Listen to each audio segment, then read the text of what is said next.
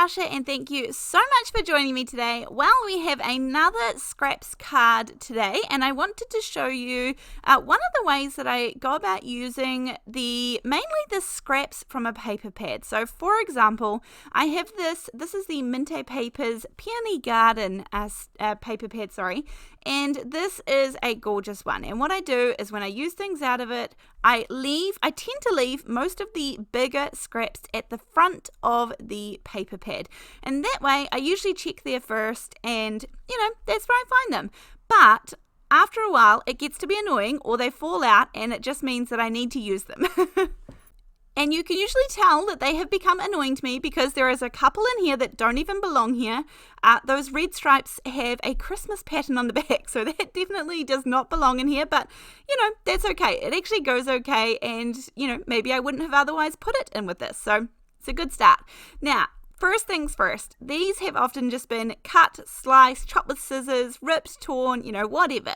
So I am going to even these out to begin with. So I just grab my trimmer and then I just make sure they all have straight edges to them. And that usually means a right angle, if where I've torn them out of the paper pack, they're a bit uneven, or if I've just cut around something with my scissors for whatever previous project I was working on. I just want to make sure all of the edges are tickety-boo, ready to go, and are going to line up nicely. Now, this one that I'm holding in my hand, the green gingham pattern, that also doesn't belong in the paper pad, but, it kind of goes, so we'll see what we end up using. But all I do for these bigger ones is sometimes I will cut these in half, and that just helps me out a little bit, but you can miss that step if you would like to. So I make them all a random manageable size. Now, this helps me if they're all in the same paper pack. I know that the colors coordinate. And so if you are doing random, then you might want to have, piles of greens or piles of reds or piles of pinks. If you're going to mix up paper pads, or if all of your scraps are just in one big pile, it might help to, narrow it down just a little bit. And that's why I prefer to do paper pad by paper pad because A, I know it all coordinates, and B, it does take away some of the choice for me. So what I basically do is I make a bit of a masterboard. I have a piece of copy paper. That's what I'm putting it down onto here. That's really, really thin, like printer paper, copy paper, really thin, because when I want to die cut through this, I don't want this to be a struggle. And so what I'm going to start off by doing, and I won't finish this way, but I start off by, butting them up against each other, fitting them in the spaces. Now, you absolutely don't have to do this, and once I get it narrowed down a little bit, I'm actually going to go on top of one another, and that makes no difference at all, I promise you, because when you run these through your die cutting machine, everything kind of evens out too. Now, see, I did end up using that gingham one, and I think it works just fine. It's, the greens and the pinks. It'll look just fine, even though actually it didn't come from this paper pack, but that's fine.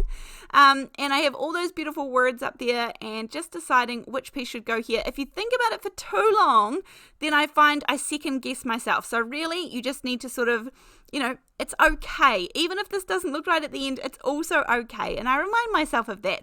Using these scraps is better than not using them. And that's just the bottom line for me. So I really enjoy this process, and even just creating this, I feel happy with how that looks as is.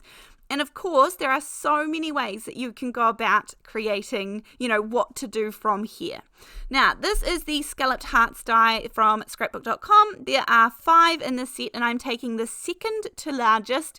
And I really want to make the most of this, so I am going to die cut it up in that top left-hand corner, even though if I had shifted it around a bit, I could have gotten different colors and more colors. But because that's the way my brain works, I want to make the most of the paper, so I'm going to run that through my die cutting machine. As I said, this squishes everything together, gives this beautiful detail on the edge there, and we are good to go. Now, these are also some scraps that I had, and I think these are about 2.5-ish inches wide, 3 inches. It doesn't really matter, but they are definitely not all the same length, so that's something I'm going to have to keep in mind and trim up later on, but that's fine. We can work with that. And all I'm going to do is take a little bit of mint tape, and I'm also going to take the same heart that I die cut out my little masterboard with, and I'm going to roughly do just under half. I want this to be about, a bit more than a third perhaps. And all I'm going to do is run that through my die cutting machine. Then once I have done that, I will take out the centerpiece so that the cutting blades are free to cut out the next piece that I line up and put it with down below. Now I'm lining up the top, I'm not lining up the bottom because I know that all of these pieces of paper are different lengths, but I do know that they're the same width. So we can work with that. Now I'm going to create just a little bit of dimension here because again we're going for a pretty simple card, but I want to make sure that this heart really shines. So I'm going to sort of frame it with a little bit of dimension. Now I happen to have 4 pieces of cardstock here. 3 or even 2 is going to be just fine, even if you have 1, and you can pop it up on some foam tape and that's going to do pretty much the same job.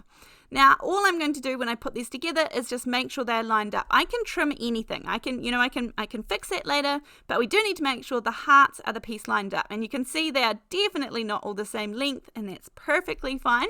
So I'm using some matte medium in this glue bottle and just making sure that I line them up and I can wiggle them around, move it around so that all of those little scallops in the heart are perfectly even together, and this gives us some great dimension. You can even use a little tool or a pen or something round to just make sure everything is where it should be. Leave that to dry a minute before you go ahead and cut it, but I am just going to trim this. Now my paper trimmer doesn't go through all the layers, so I just go up and down a few times, and some of the layers may fall off if it's not completely glued, but the easiest way is to honestly make the first cut or so, and then either keep going like I have, or take your scissors to it and cut the remaining just smoothly up against that edge, and that is going to be just a really easy way to get rid of it. So that worked perfectly fine, and all the glue is still held together, everything's nice and neat. And then I'm going to do the same thing at the other end, and all I'm doing is making sure that it is 5.5 inches long because I want this to go from the top to the bottom of my card. Then you can see how everything's going to fit together. I leave a little gap down that right hand side, and that creates a nice shadow down there as well. Then I get our little heart, our little mixed coloured scraps heart, and I will pop that in there. I have some burlap ribbon that I'm going to stretch across the bottom here just to sort of break up that white and that colour. And all I'm going to do is use my art glitter glue for this, and it works perfectly fine. You can use the matte medium, that also works brilliantly to hold this down. You can also use some double-sided adhesive tape, that will hold down well too. I use all of them, I've used different in lots of different videos, so all techniques work well. The matte medium you just have to hold down for a second longer than the art glitter glue. Then I will trim off the edges, and I'm going to do, instead of a bow with this ribbon because that's quite bulky, I'm actually just going to do a knot. And so I just sort of, tie it a little bit carefully so that things are looking neat. And then you can pull this as tight or as loose as you would like. If you want it a little bit tighter like that, and then you just cut the ends nicely in a nice little ribbon shape or a V shape or anything like that.